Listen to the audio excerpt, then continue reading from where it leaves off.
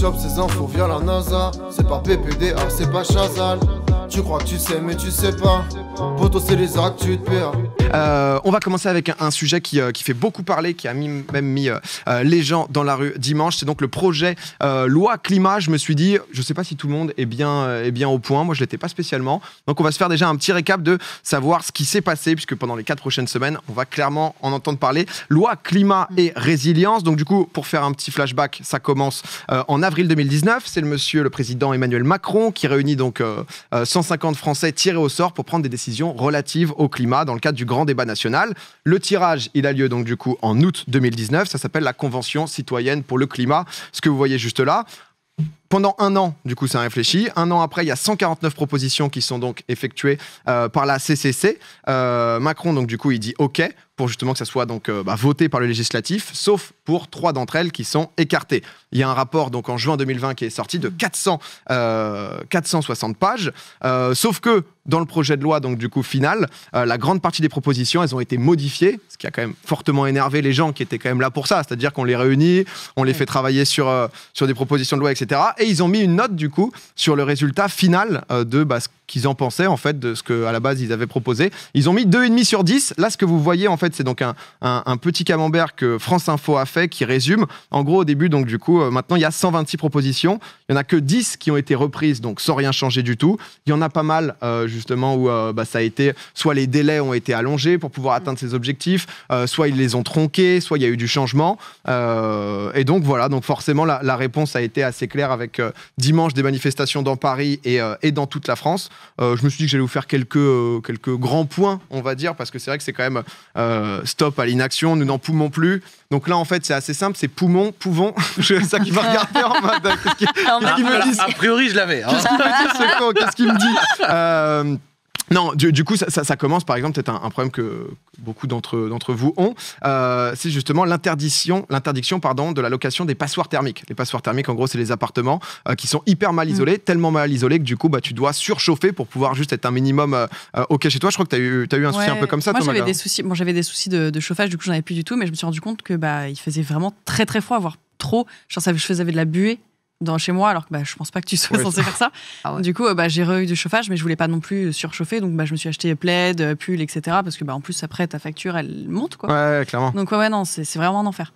Il y a facture, il y a impact. Le but aussi, hein, donc du coup, pour beaucoup, ce qu'ils disent en gros, c'est que c'est pas du tout assez ambitieux ce qu'a fait le gouvernement par rapport à ce qui était l'objectif de base.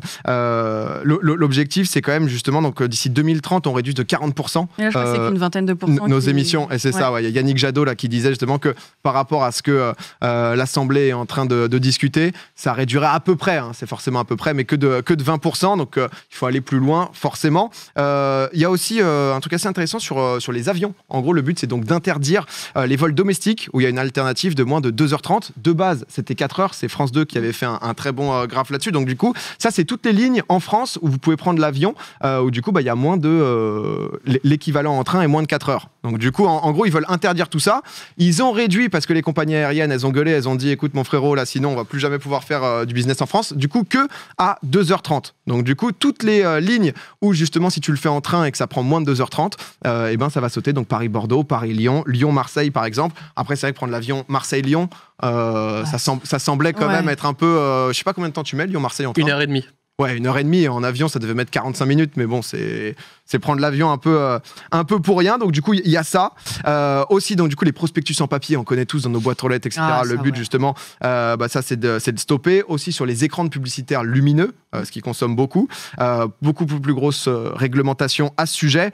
En tout, pour l'instant, il y a 7000 amendements sur le texte de loi. Donc du coup, ça va être long. Là, il y a 4 semaines de discussion, ça va être très long. Détricoter. Ça va tricoter dans tous les sens, beaucoup de débats. Bien sûr que ce soit sur Twitch. Hein, j'ai vu Jean Massier aussi là qui dès hier déjà, il décryptait, il écoutait justement les discussions à l'Assemblée nationale. N'hésitez pas à vous y intéresser aussi parce que c'est vrai que c'est l'avenir et c'est nécessaire de faire quelque chose. À l'heure actuelle, c'est considéré comme pas assez ambitieux. On verra ce qui se passe, on verra les mesures qui sont prises. Mais voilà, au moins vous avez un peu. Il y a 45 heures de débat au total, temps alloué à l'Assemblée nationale. Donc voilà un peu. Au moins vous avez les informations. Et je me suis demandé justement où est-ce qu'on en était la France par rapport aux autres pays, même dans le monde, etc. Et du coup, il y a on a sorti quelques chiffres qui dataient de 2017. Si je ne m'abuse.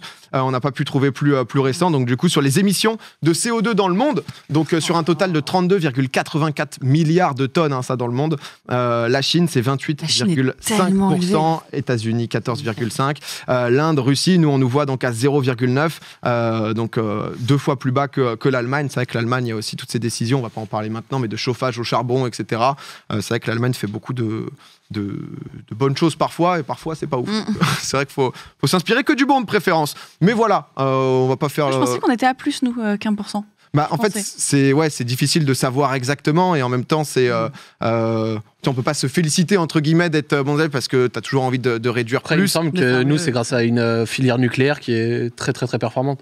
Il me semble qu'on a une des meilleures filières nucléaires qui est dans le monde. Après, même s'il y a certaines centrales qui ferment, comme par exemple Fessenheim il y a quelques mois ou quelques années, je sais plus.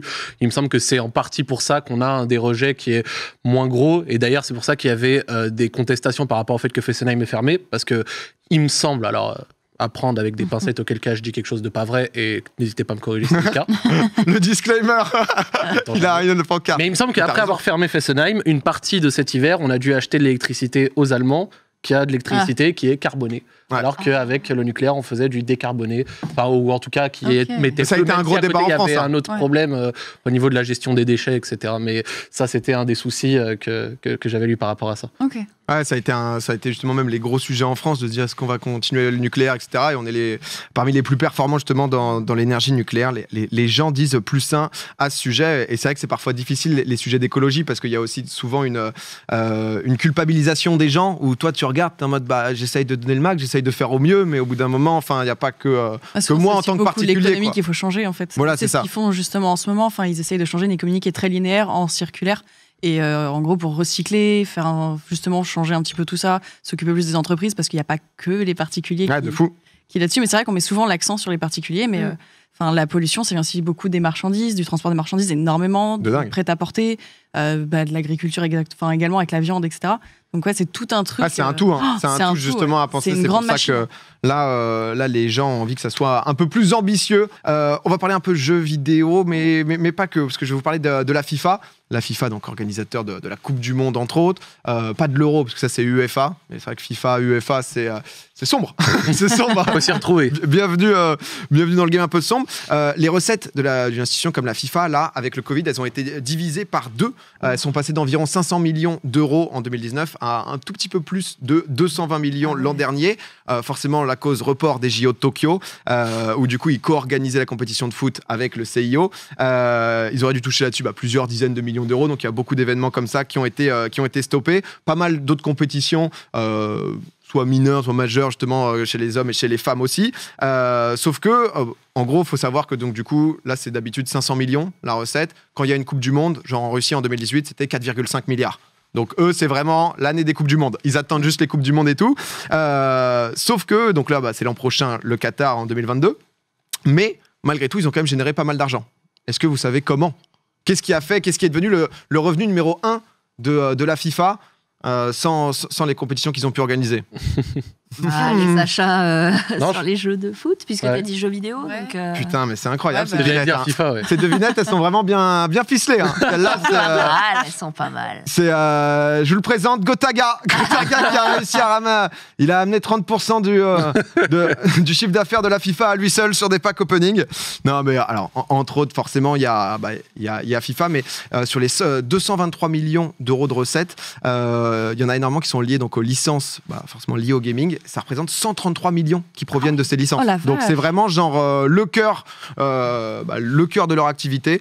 Donc entre autres justement sur licence avec les jeux FIFA et tout. Et c'est vrai que c'est assez insane quoi. Tu vois. S'il n'y avait pas eu ça. Ah bah ouais, c'est ça. C'est pas sur les ventes de maillots ou les. Mais depuis longtemps, on en parle. On n'est pas là pour faire encore une fois un parallèle nul entre e-sport, sport et tout, mais beaucoup de filiales sport sont décidées justement même de sport tout court, ont décidé de pousser l'e-sport. Chez la F1, qui a pu, je crois, en 2020, ils ont fait peut-être que 18 grands prix sur 22. Enfin, ils en ont annulé quelques-uns, mais ça a quand même pu continuer. Ils ont aussi lancé un F1.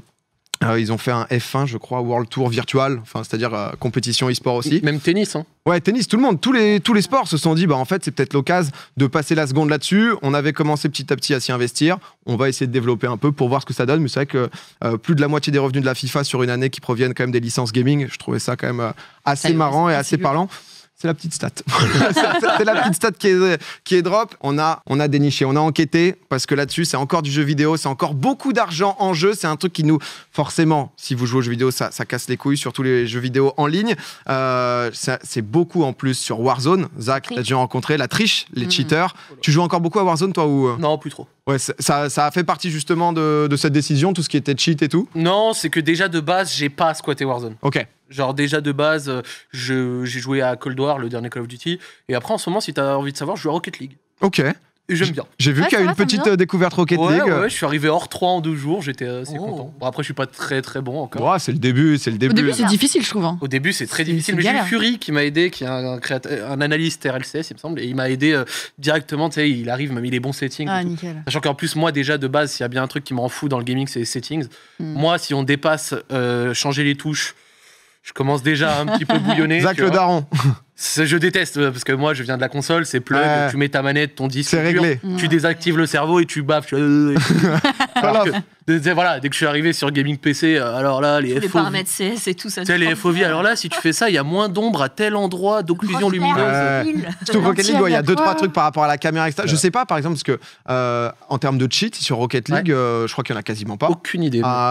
Dites-moi dans le chat, mais c'est clairement pas. C'est principalement les FPS. Hein. J'ai pas l'impression que ça revienne beaucoup le cheat sur Rocket League. Ouais, non, Rocket League, je crois qu'il y en a zéro. Il y a des jeux comme ça qui sont pas trop touchés non plus. Par exemple, League of Legends, il y avait les scripters, etc. On les connaît, mais c'était pas infesté. J'ai l'impression que les cheats, c'est aussi, peut-être d'un point de vue historique, tu vois, très FPS, jeu de guerre, quoi, tu vois. Pas de fou. CS, Call of Duty, des trucs comme ça. Ça peut être un peu infesté, tu vois. L'aimbot, c'est vraiment la base, on va dire, avec le Wallach où tu peux voir à travers les murs, là, par exemple. Ça, c'est sur Warzone. Donc ça, c'est un cheat où tu vois tout le monde, en fait. C'est-à-dire que concrètement, mais quel est le fun, en fait, c'est ça. Quel est l'intérêt? Enfin, tu gagnes, oui, mais tu gagnes. Lui, il a un 2 en 1 parce qu'il a le petit aimbot avec Wallach. Si jamais lui, il est en version premium. Mais c'est vrai que CS:GO, justement, il s'était renforcé là-dessus avec le Prime. Le Prime, du coup, pour essayer de se protéger un peu, pour rendre payant, pour justement avoir des serveurs clean, etc. Le karma a fait son effet. Il y a 3 jours, en Chine, très très bonne nouvelle, il y a un réseau qui est tombé, les amis. Je vous le dis. Il y avait une enquête qui était menée depuis plusieurs mois donc par la police de Kunshan. C'est un comté d'1 million d'habitants qui est juste à côté de Shanghai. En janvier dernier, donc du coup, le géant Tencent, on connaît, ils ont des parts dans Riot. Je vais même pas vous dire tous les jeux dans lesquels ils ont investi. Ils ont tout. En fait, si vous voulez, ils ont absolument tout.